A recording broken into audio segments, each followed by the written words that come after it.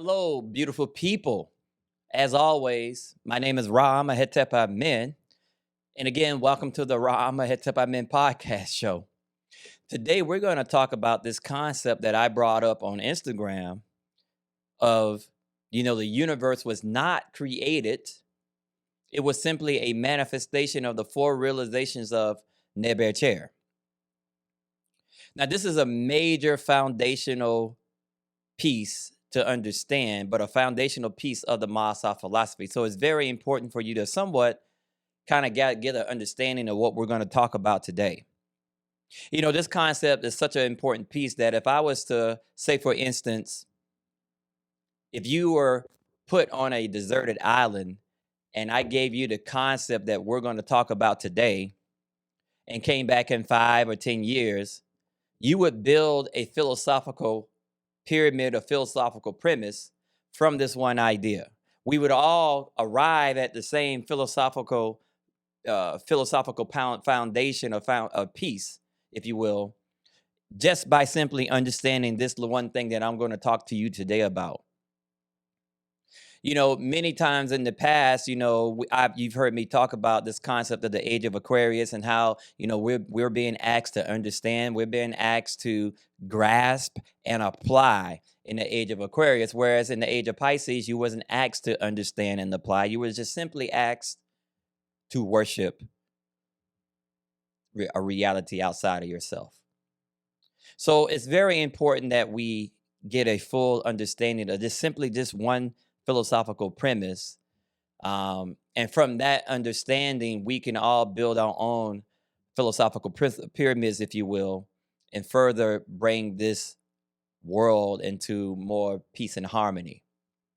Okay, so it's important for us to discuss the reality of Genesis, and so I guess in the Bible it's called Genesis, but the ancient Egyptians, our ancestors, all right, the ancient Africans, they had their own expression of the Genesis story. As a matter of fact, it's in the Book of Knowing, the evolutions of Ra and the overthrowing of Opep.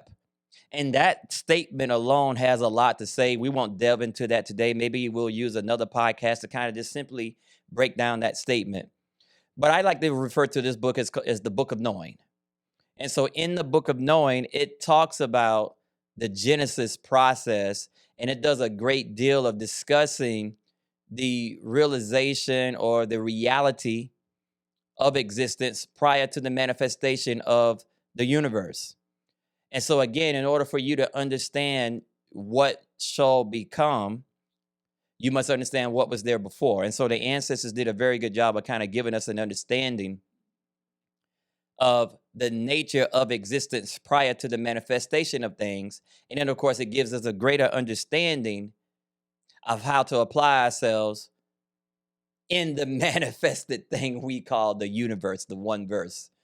But anyway, the ancient Egyptians really spent a lot of time of really breaking things down into basically two realities prior to the manifestation of the universe. And this is important for you to get an understanding of when I say that the universe wasn't created, it was simply a manifestation of the realizations of Neber Cher.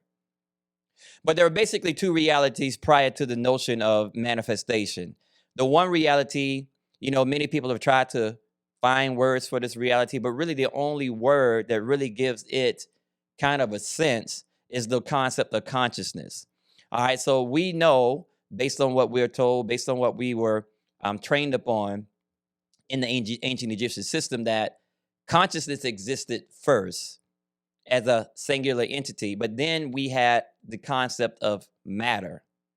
So we have consciousness, which is awareness, and we have matter, which is simply something from which consciousness has to interact with. Now, I'm going to try to make this as simple as possible.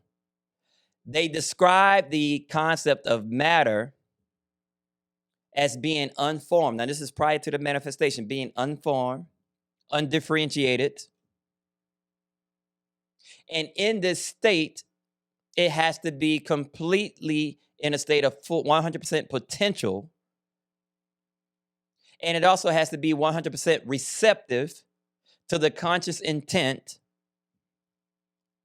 of this conscious entity that existed prior to the manifestation of things. Now, this singular consciousness prior to the universe, prior to the manifestation of things, we call Neber Chair.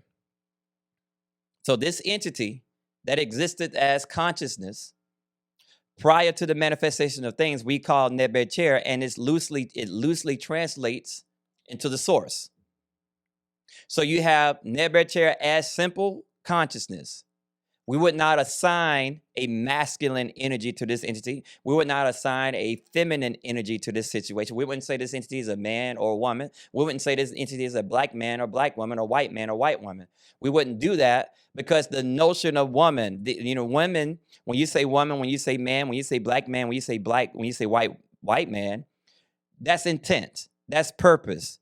This particular entity existed prior to the notion of those things. So we have to really grasp that. The concept of intent doesn't exist because the only reason why man exists is for the intentions of woman. The only reason why woman exists is for the intentions of man, and so on and so on. So this is before the concept of intent is something that we want you to understand. Now, so we have Neber Chair as pure consciousness. All right, and then we have matter in this undifferentiated state, unformed. And we can define this state as simply being absent of conscious intent.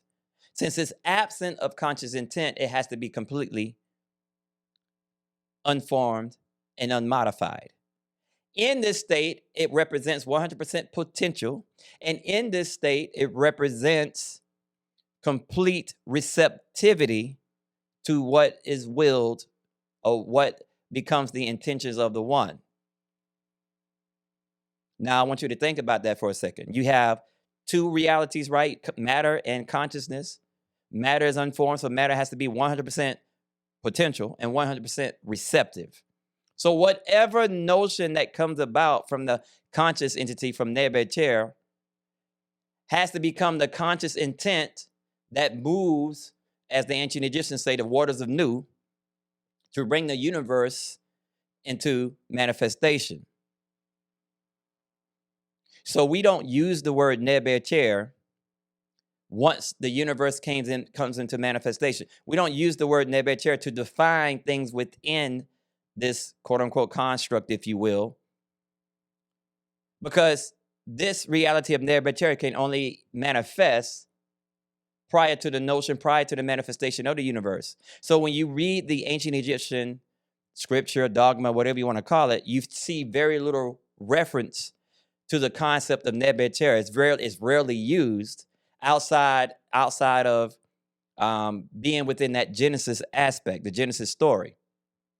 And that's a fundamental principle. That's a fundamental principle we're going to talk about a little bit later. But anyway, we have two realities, right? We have this consciousness, and what is consciousness? It's just simply awareness, pure awareness, 100% awareness. It is aware that it exists. It is aware that it exists. It's aware that it exists, but it cannot experience the notion of its existence, even though it is aware it exists. In other words, it knows it exists, but the nature of its existence, it doesn't have the experience of. So that creates what we call a conundrum. When you become aware that you exist, right? You're conscious of being conscious. That awareness has to manifest into something. And therefore, through that something, you experience awareness and come to the realization of it. But prior to the notion of Neber Chair, prior to the manifestation of the universe, it simply exists as awareness.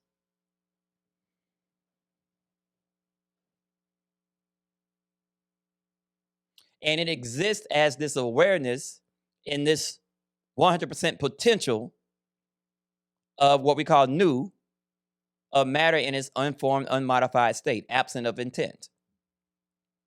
Now, somewhere in this awareness, the ancestors said that Neber Chair came to the realization of its four awarenesses, right? And one of those awarenesses is what we call omni-ableness. So it came to the realization of its omni-ableness, right? But in this pretense or in this experience prior to the notion of things, it simply exists in potential. So it becomes aware of that it has the ability to be omni-able, but that omni-ableness exists in potential. So that awareness of the potential of omni-ableness It's one of the four realities that automatically becomes the conscious intent that moves the waters anew and brings the universe into manifestation. So once it becomes aware that is aware, and then it realizes that there are four expressions of this awareness, that realization of the fact that that awareness is in potential, that experience is in potential, that automatically creates the void necessary, that creates the intent necessary, that moves this unlimited potential and brings the universe into manifestation. Now, that brings into two fundamental realities. You know, when the ancient Egyptians say that Khepera, it means unlimited ability to manifest. Khepera can only exist prior to the manifestation of the universe, because in that state, it has unlimited ability to manifest, because matter is completely receptive and completely in potential. It has unlimited ability to manifest at that point. But once the conscious intent moves the waters of new, and now you have the universe, now we don't have unlimited ability to manifest, because now we have intent, we have purpose, we have time, right? You have cycles. Now you have purpose, and within those purposes, if you will, you have the limitations of life to fulfill those purposes. So now we call that Khepera, unlimited, right? So the Khepera is unlimited ability to manifest, and Khepera is the finite ability to manifest according to the one reality. Now that we have one intent manifesting through all things, now all things must serve to further the fulfillment of that one thing. So now we have Khepera. We have defined manifestation in support of fulfilling the one objective of the one reality we call Neber-Cher. Now we have conscious intent functioning through matter, right? Bringing it into manifestation in the universe. That's why the word universe, one verse. All things within the universe serve to further one verse. So that's why we say in the Ma'asah that all things, right, situations and beings, both in the past, present, and future, must serve to further the one objective of Ma'ah. And we call that concept Ma'ah. They can only serve one objective, all right? All things in your life, no matter what you experience, no matter how you experience, no matter what it is, no matter what your understanding of it is, any and all things that you experience must serve to further the one objective we call Ma'ah. And thus, that's how the concept of the universe, the word universe came about, the universe, one verse. So now we have this conscious intent that brought the universe into manifestation. And from that manifestation, right, we have all things functioning in collaboration to fulfill the one intent. We call that Ma'ah. So that's the concept that from what the ancient Egyptians thought about the world that they existed in. They thought that the world was brought into a universal order, and it was their duty to bring their thinking and how they behaved and acted in alignment to that universal unity, that universal harmony, that one intent we call Ma'ah. And from that concept, they were able to achieve their level of personal success, but also societal success. And that's why when you study the ancient Egyptian system, you'll find that they were consumed with bringing themselves in alignment with this universal order. You know, the concept of Ma'ah is the one intent, the organization of things to fulfill the one intent we call Ma'at with a T. And that, of course, is where, you know, a lot of people get the concept of laws and things of that nature. Yeah, because you got laws now and principles and things of the nature that are working to fulfill the one intent through the lives of all beings. Now, from this perspective, once the universe is in manifestation, we don't use the word Neber-Cher anymore. So we wouldn't say things like Neber-Cher brought me a blessing, or Neber-Cher saved me, or, you know, all good things go through Neber-Cher, and so on and so on. So we don't use that reality simply because of this. The concept of Neber-Cher is what we consider the source. So now you have the manifestation of all things from within the universe coming from one source. So therefore, Neber-Cher has to be not only the source of all things, but Neber-Cher has to be an integral manifestation functioning within all things, functioning at the core of all things. So therefore, the concept of Nebuchadnezzar as a separate entity outside of the universe, according to the concept of Ma'ah and according to our ancestors, is an impossibility. So therefore, we don't use the word Nebuchadnezzar. We don't use the word Nebuchadnezzar to define the conscious reality that existed prior to the manifestation of the universe. But once the universe comes into manifestation, now Nebuchadnezzar becomes an integral part of all things. It's at the core of the molecules, it's at the core of the slime mold, it's at the core of the bacteria, it's at the core of the animals, it's at the core of the planets, it's at the core of all things. But what we say is functioning at the core of all things, but functioning through the limitations of the mind itself. So the capital SELF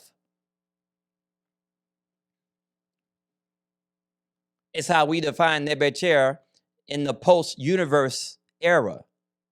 And since we know that self is at the core of any and all things, then we say that self finds its highest expression through the vehicles of man and woman. So now we say that all things are a manifestation of the one reality. All things are serving to further, to provide the experience of the one reality. As a matter of fact, the ancient Egyptians said that there's only one experiencer manifesting through the experience of all things. There's only one experiencer manifesting through the manifestation of all things. And we call that entity self. And what is self? Self is Nebuchadnezzar functioning through the limitations of the mind. The only difference between you and Nebuchadnezzar that brought the universe into manifestation is simply that you are limited by the mind in your fulfillment of things and so on and so on, in your experience of things. So therefore, we don't use the quote unquote concept of Nebuchadnezzar as an external reference, controlling and managing things from the outside. We say that Nebuchadnezzar is an integral part of all things. It is an expressing itself through the white man. It's expressing itself through the female. It's expressing itself through the black man. It's expressing itself through all those things. And it's seeking to fulfill those four realities through the experience of man and woman. Now, let's think about this for a second. Just imagine how different the world would be if we understood that Nebuchadnezzar, the source, is functioning through all things. It's functioning even through all beings, even including the person that did you wrong. It's functioning through that person for the experience of benevolence. It's functioning through all things, seeking to experience the four realities through the conjunction of your life and its situations. But just think about how different the world would be if you knew that the person that you're dealing with is actually the source manifesting through the limitations of the mind. Just think about that for a second.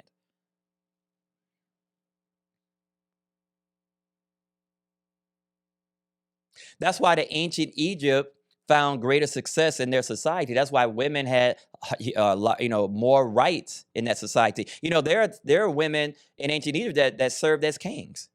And as a matter of fact, we know of Hatshepsut, who served as a female king, even put on a fake beard and marched in battle with her troops. But women were able to achieve higher in those societies. Women were able to, be in adjacency to the masculine principle, simply because the philosophical premise allows for that to manifest. Because the source manifesting through all things now brings us all into a state of equality. We know a man is different from a woman. That's absolutely no question. But the expression coming through the masculine serves a purpose that's necessary for universal harmony. And the expression manifesting through the female also is necessary for universal harmony. And that knowledge of that keeps us working towards a balance, to maintain a balance between those two that is absolutely necessary for the success of the society. One of the fundamental problems in the God concept is that, when this entity exists outside of you, there becomes a need to humanize this concept. So therefore, we get into this anthropomorphizing of this concept. All right. And so now this concept has to be a masculine. So therefore, it has to be a man. And that creates sexism. All right. And then, this entity has to be a black or white man. So that creates racism. And then, of course, this entity, since it's white or black or woman or female or male or whatever, then it creates this concept of supremacism. And all these schisms, if you will, or isms or whatever, create a lot of problems in the society. If you're functioning from a standpoint that you are supreme simply because of your skin color, that concept cannot find success in a world by which the source is manifesting through all things. So you will see limited experience. And any of those quote unquote racist regimes or societies or organizations, our success is short lived because that concept cannot function and bring about harmony and success in an organization that is built to fulfill the one intent through the experience of all things. It's a fundamental incorrectness that can never find success. So this creates a kind of a deviancy, as you will, from the universal harmony. What's interesting is that we sit around and I hear people discuss about, how great these European, worlds that we exist in, how great America is, a great Europe. And I go, if you think that this is a great society, if you think that Europe is a great society, then you haven't really done a lot of studying. Now, be that as it may, yes, I exist in America right now, and I learned my success here. I think is from these types of organizations, if you will, at this particular time. I think it is the best organization organized this way for this particular epoch. However, what I'm talking about is a fundamental misunderstanding of the concept of Ma'asah and the concept of a common intent, the concept of universe, since we're all expressions of the one entity. You see, we wouldn't call something technology if it provided you with 30% benefit but 70% detriment. We wouldn't call that technology because that is not in alignment to Ma'ah. So therefore, we wouldn't call that technology. We wouldn't call a car technology if it destroys the ozone. You see, we wouldn't build a car because we already understand that concept, what it produces, is going to be harmful to the world. So we don't have to spend 300 years or 100 years or whatever the case may be to go through a process of trial and tribulation and realize, oh, shoot, we shouldn't have created these things. We don't call that technology. A lot of the power of the ancient civilizations, and they still have done things that even humans, people couldn't do of today, is to borrow the energy of the earth. You can use the energy of the earth to your benefit, that you can still reach your success, and at the same time not destroy the earth for the rights of other beings and animals and things of that nature. But that's fundamentally what the concept of source does. I cannot separate source from a man or woman or things. I cannot take source out of things and experience it as a separate entity. That's impossible. There's no difference between you and Nebuchadnezzar. There's no difference between you and source. So I know a lot of religious organizations say, hey, the ancient Egyptians were arrogant. They believed that they were gods. And, no, it's impossible for you to be a god. The concept of God, the God that is created by the Occidental religions, it's impossible for you to be that entity because that's an all-powerful entity that put the earth and planets in order and so on and so on. That's impossible for you to be that person, that entity. And I don't care how many times people try to flip it to say, oh, God is within. No, it's impossible for God to be within because that term wasn't built for that. But the concept of Nebuchadnezzar, source, implies that we're all expressions of the one reality. All things are an expression of the one reality. And the more aligned and in harmony we become, the greater our success and experience of benefit and so on within the system. So that's that. The universe was not created. It was simply a manifestation of the four realizations or the four awarenesses of Nebuchadnezzar. Feel free to comment if you agree. Feel free to comment if you disagree. Let's create a dialogue. Let's continue to build upon what was said today.